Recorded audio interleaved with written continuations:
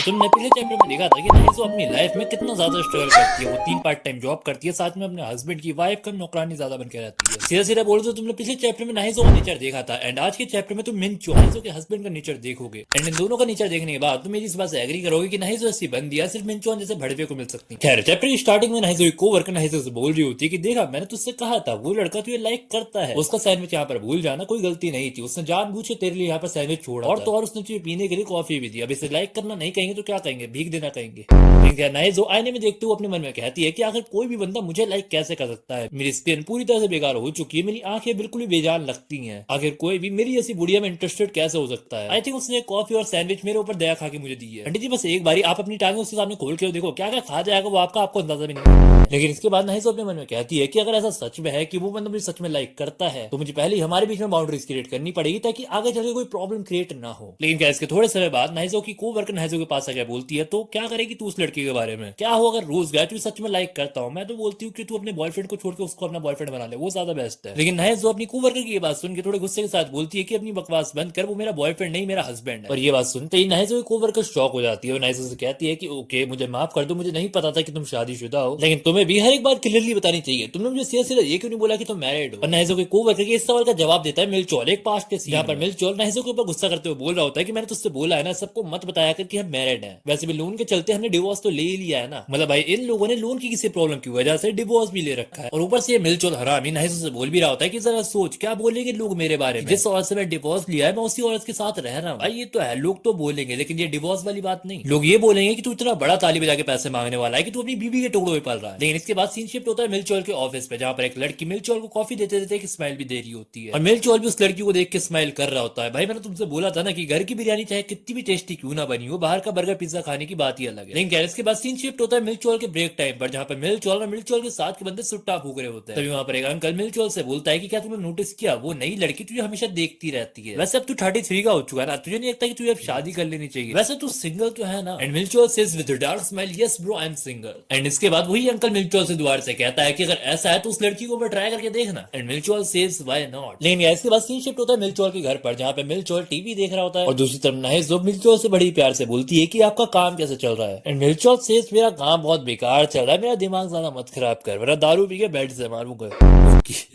Joke से मिलचोल नाइज़ो से बोलता है कि मेरा काम बहुत बेकार चल रहा है, उसके बारे में प्लीज बात मत करो। बट नाइज़ो स्टिल सेज कि अगर आपकी सैलरी आ गई है तो उसकी हेल्प से हम जल्दी ही लोन चुका पाएंगे, जिसकी वजह से हम आगे चल के जल्दी ही दोबारा से शादी कर लेंगे। और शादी की बात सुन के तो मिलचोल थोड़ा और गुस्सा हो जाता है और नाइज़ो से बोलता है कि ठीक है ना कर लेंगे शादी, मैं कौन सा कहीं भागा जा रहा हूँ। और बेबी तुम्हें इतना नहीं बोलना चाहिए, तुम्हें पता है ना अगर लड़के इतना बोलती है तो लड़के छोड़ के भाग जाते हैं। भाई ऐसा तो कुछ नहीं है मेरे सीन में, मैं तो इतना चुप रहता था, वही बाबा करती रहती थी, स्टिल वही मेरे मुंह पर मुंह के निकल गई। लेकिन इसके बाद मिलचोल नाइज़ो को प्यार से पकड़कर बोलता है कि बेबी मुझे थोड़े पैसों की नीड है, बिकॉज मुझे एक परफ्यूम खरीदना है। नाइज़ो सेज कि तुम्हें अचानक से क्या हो गया, तुम तो परफ्यूम लगाते ही नहीं हो ना। मिलचोल सेज कि मेरे साथ के सारे बंदे परफ्यूम यूज करते हैं, मेरे को बहुत बुरा लगता है कि सिर्फ मैं ही परफ्यूम लगा के नहीं जाता हूँ। ये सुनने के बाद नाइज़ो मिलचोल से पूछती है कि आखिर कितने का होगा तुम्हारा परफ्यूम, और मिलचोल इसका जवाब देते हुए बोलता है कि सिर्फ 2 लाख वॉर का, मतलब इंडियन करेंसी में 12,000 रुपए। भाई परफ्यूम हो गया कि मेरे अपार्टमेंट का रेट बिल्कुल सेम है भाई। लेकिन इसके बाद नाइज़ो सेज कि ये कुछ ज्यादा महंगा नहीं हो गया। मिलचोल सेज कि अगर तुम्हें नहीं दिलाना है तुम मत दिलाओ, लेकिन मुझे तो ब्रांडेड ही चाहिए और मुझे नाइज़ो जैसी मॉमी चाहिए। यार कितनी केयर करती है ये बंदी उसकी, मतलब सच बता रहा हूँ, जो स्त्री मुझे PS5 दिलवाएगी मैं उसके पैर धो के पीऊंगा, बाथरूम तक उसे खुद नहीं जाने दूंगा, जब उसे सुसु लगेगी ना तो गोदी में लेके जाऊंगा बाथरूम उसको, फिर दोबारा से बेड पे भी लेके आऊंगा, फिर उसके पैर भी दबाऊंगा। और ऐसा मैं क्यों कह रहा हूँ कि नाइज़ो मिलचोल कितनी ज्यादा केयर करती है, वो इसलिए क्योंकि नाइज़ो अपने बजट में से निकालती है 12,000 रुपए मिलचोल के लिए, ताकि वो सुअर भी परफ्यूम लगा सके। और ये 12,000 रुपए ऐसे ही नहीं निकले, नाइज़ो अपनी 3 जॉब के साथ अब फुल टाइम भी करेगी, मतलब मिलचोल के 12,000 रुपए की वजह से नाइज़ो अब और काम करेगी। जो भी हो, इसके बाद सीन शिफ्ट होता है एक अंधेरी सी गली पे, जहाँ पर एक बंदा सुट्टा फूकते हुए दूसरे बंदे से पूछ रहा होता है कि तूने आज मुझे अचानक से खाने पे कैसे बुला लिया। और जिससे ये लड़का पूछ रहा होता है वो और कोई नहीं रोजगार ही होता है। खैर दूसरा लड़का रोजगार से बोल रहा होता है कि तूने हमारे डिनर के लिए ऐसी चीप जगह क्यों चूज करी है, लेकिन खैर जो भी हो मैं बाकियों को भी इन्वाइट कर रहा हूँ। एंड इसके बाद सीन शिफ्ट होता है एक रेस्टोरेंट में, जहाँ पर नाइज़ो वेटर का काम कर रही होती है। एंड तभी रेस्टोरेंट के अंदर एंट्री होती है रोजगार और रोजगार के फ्रेंड्स की, जिनसे नाइज़ो बड़े ही प्यार से पूछती है कि आप लोगों को कितने लोगों के लिए टेबल चाहिए। और तभी ही नाइज़ो की नजर पड़ती है रोजगार पर, और इसी के साथ चैप्टर खत्म हो जाता है। अब देखो चैप्टर तो खत्म हो गया, लेकिन अगर तुमने वीडियो को लाइक और चैनल को सब्सक्राइब नहीं किया ना भाई नरक में जाओगे पक्का, याद रखना। तबीयत खराब है तब ये वीडियो बना रहा हूँ, तबीयत खराब तो नहीं बोलेंगे, बॉडी पेन है, बहुत बॉडी पेन है, बहुत ज्यादा बॉडी पेन, इतना बॉडी पेन है कि बेड से नहीं उठा जा रहा, और मैं यहाँ पे बैठ के वीडियो रिकॉर्ड कर रहा हूँ। तो ये सुनने के बाद लाइक और चैनल को सब्सक्राइब कर देना, वरना काम तो हमने वैसे भी ऐसे नहीं किया है कि हमें स्वर्ग में जगह मिले, तो नरक में तो